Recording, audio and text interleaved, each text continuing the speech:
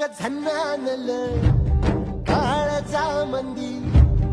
अन हत्ता मंदी हात आलं जी सैराट झालं